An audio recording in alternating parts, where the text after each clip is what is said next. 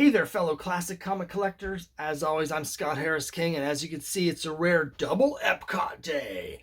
And the reason for that is I'm celebrating a new comic convention I went to. Okay, that doesn't have anything to do with Epcot, but yesterday I was at Pop Comic Con in Lowell, Mass at Mill number 5. Now, this is going to be a relatively short convention report because I actually didn't get that much stuff. First of all, I want to say that mill number 5 is absolutely tremendous. Now, I've never been there before, but my wife had been there.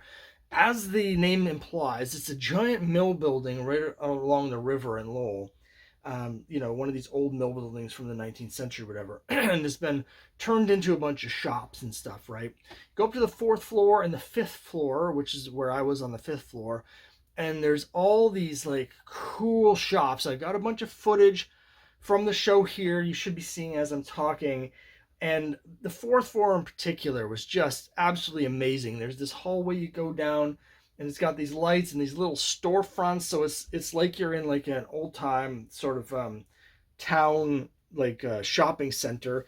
And down at the end of it, there's like an old school like 40s or 50s style like a diner with like soda fountains and the whole thing. It's absolutely gorgeous. And right next to that is a movie theater where they're showing like old movies, right? So when I was there, they were showing Nosferatu, the silent film Nosferatu, but the soundtrack was being provided by Radiohead.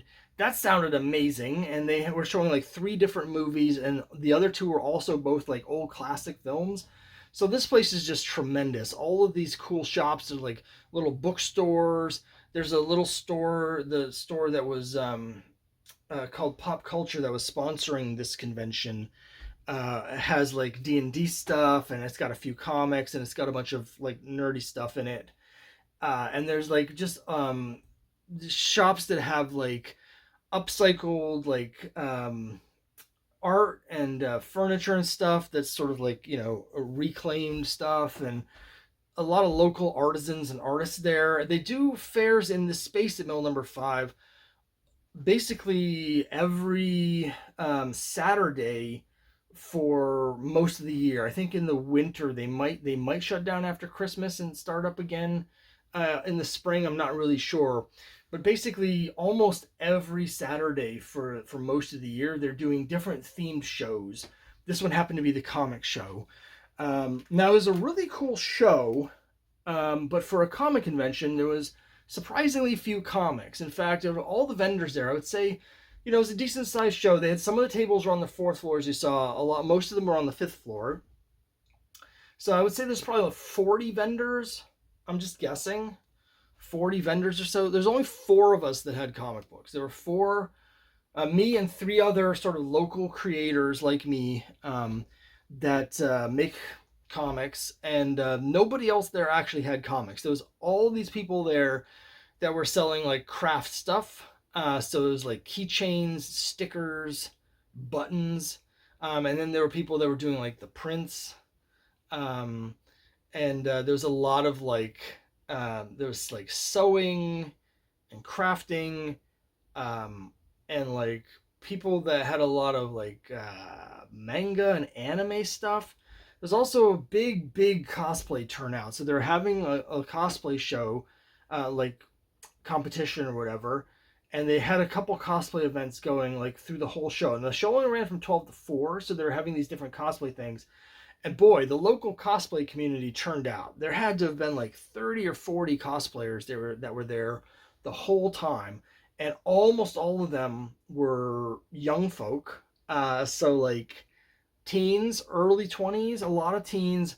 Almost all of them were dressed as anime characters, and I didn't know who any of them were. So there wasn't really actually that much comic book in terms of this being a comic book show. I will say that the person who won the costume contest was one of the only people dressed as a comic book character. There were 2 or 3 people dressed as comic characters, but one of the guy who won the contest had this absolutely incredible Spawn costume. It was tremendous, and unfortunately I don't have any images of it. So overall, I mean, it was a great space. totally worth going to, if only to just see the regular shops that were there, and just so cool. Mill number 5, but also, you know, the local artisans and stuff. Well, it's cool to see everyone in costume, and everyone was having a good time. It was just very light on the comics. So what I did is I went around and I bought comics from the 3 other people that were there that had comics. So I'm going to show those to you. That's all I ended up getting here. So let me start with this here. Jared Forbes, Christina Savino. This is The Mountain of Almost Certain Doom. Now, I've shown one of their books before, because I got something from them at Leominster at the Plastic City Comic Con. They also tabled there, and so I had one of their previous ones. I got this. I could tell from, they had a little description that it was sort of like a fantasy comedy, sort of like spoof. I didn't realize until I started reading it that it was a very specific World of Warcraft spoof. Specific down to like the specific raid that the characters go on. I could tell exactly, even though they weren't using any of the names, as someone who's played World of Warcraft quite a lot back in the day, I knew exactly where they were on the map. I knew what the boss was. Like, I knew the whole experience from start to finish. So for me, it was a lot of fun to read. If you don't play World of Warcraft, this, you won't have any idea what's happening. But for World of Warcraft fans, it was a lot of fun. Now I also got this here. So this is Tragedy number 5. Now this is interesting. Tragedy is a Kickstarter book, so I've seen the campaigns. I'm familiar with the creator, Philip Russert, from seeing him on Facebook and in other sort of creator groups. So obviously we move in the same circles in terms of making comics. But I've never actually gotten an issue of Tragedy. And what's exciting for me is when I find Kickstarter books out in the wild. Yes, there are some that are also released through the direct market, but in this case, this variant cover is by a guy named Ryan Santos. Now, Ryan was the guy who was actually tabling at the convention. He had a rack of stuff that had like his variant covers that he had done for other people's works, and this was among them. So of course I had to get this one because I knew about Tragedy, but I haven't seen it. I always want to support the Kickstarter people, but that was one that I just haven't had a chance to do. So I picked this up, and it's a book that's very popular on Kickstarter. Maybe not for me personally. It's about like rival mobs. There's like an Irish mob, and they're fighting against like a Chinese mob, and they have like these costumed sort of figures that are fighting from one side or the other. Love the cover from Ryan Santos here. Tragedy is a book that if you like variant covers, they do a lot of them. One of the, I think, secret to their success maybe on Kickstarter is they have 14 variant covers for issue 5, or 14 covers total, regular and 13 variants. But this is a really cool one, so I was happy to get this and finally have a chance to check out Tragedy, also support Ryan, so that's cool. Finally, I got a book that I've shown before, but these are issues that I didn't have. So Keith Gleason is the creator of the series Mighty Mascots, and so here's issue 7. Now, Keith Gleason is also the person that runs the Leominster Comic Con, Plastic City, and I just saw him last week at Athol. So I got a different book from Keith that you saw in the last convention report. And so I'm sort of running out of things to get from him. Now, I already had Mighty Mascots 1 through 6 that I've picked up from him at previous conventions. So I got issues 7, 8, and 9. So here's issue 7. Now, Mighty Mascots is a really fun concept. The idea behind it is basically it's a collection of cereal box mascots, thinly disguised people that you would know. Like the leader of the group is like a version of Captain Crunch. I forget what his name is in the comic, but like that. So imagine all of your favorite cereal box mascots from your childhood. And in the first issue, basically a scientist uses a machine to bring them all to life. And so they basically form a team of superheroes made up of your favorite cereal box mascots, and they fight different creatures and stuff like that. It's a lot of fun. In the first arc, for instance, old school comic fans will remember the crest gang. There's this team of like superheroes that Crest had in some of their ads, like way back in the 70s and early 80s, that were almost sort of like astronauts and stuff like that. Anyway, like they fought a version of the Crest team in the first arc, so it's a lot of fun. Here's issue 8, and then here's issue 9. I also love it when the indie creators have ongoing series that get up to sort of higher numbers. A lot of indie books, you get one issue, maybe two. You never see another issue come out. So it's really a testament to Keith that they've gotten 9 issues of Mighty Mascots out. So it's always exciting to do that. I also wanted to say that I had a really good day at the convention. Anytime you make table at a convention, it's exciting. One thing that's nice about Lowell is that it's not that far from our house. It's a little under a half hour from where I live. So it was an easy drive. The show didn't start till noon, so we didn't have to get up too early. Only a 4-hour show, which is great because it's hard for me to do these shows with the different physical issues I have with my feet and stuff like that. So having a 4-hour show was perfect. So the location was great. That was great. I made table, so I at least made my money back on the day, and did a little bit more than that. I ended up ultimately selling 12 comics. I did have a little bit of a snafu, which has been bothering me ever since.